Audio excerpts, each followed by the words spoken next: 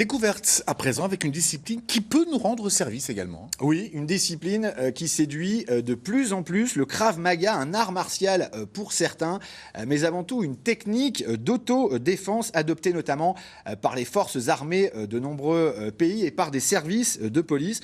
Aujourd'hui, de nombreux clubs se développent en France, comme à Longeville, les Saint-Avold, où vous allez le voir, on vient apprendre les techniques de base du Krav Maga. On regarde ce reportage, les images sont signées Kamel Kalfouni et le montage Ludovic De Bruyne. C'est à la fois un art martial, un sport de combat, une méthode d'autodéfense.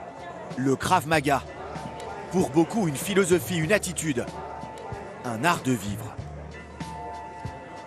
C'est vraiment une façon d'appréhender les choses, parce qu'il y a certes l'esprit physique, l'esprit technique, mais l'esprit de camaraderie aussi.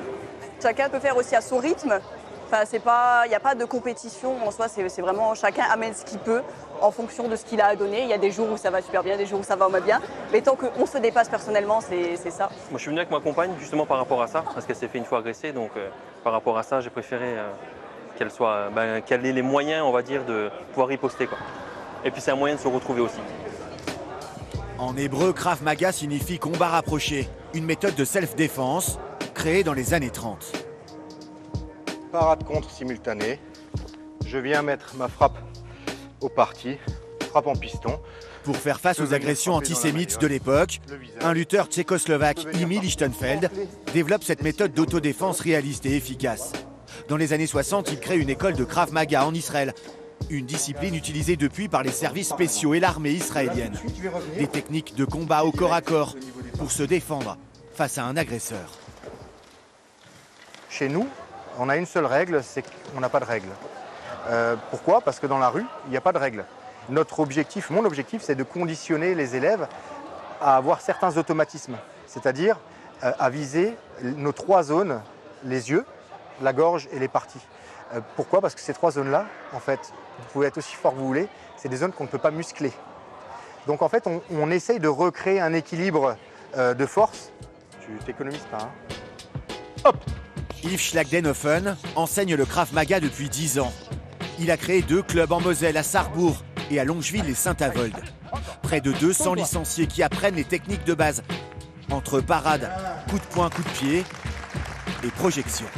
Priorité sur les premières ceintures, débutant jusqu'à la ceinture orange. On apprend vraiment les basiques. Et on insiste longtemps là-dessus parce que les basiques, c'est le socle de votre pratique. Après, tout le reste, par rapport aux ceintures, c'est des nouvelles techniques, mais toujours approchées sur ce qu'on apprend au début, donc la position de garde, les déplacements, l'attitude. Une discipline qui s'adresse à tous. Le plus jeune licencié a 13 ans, le plus ancien 76.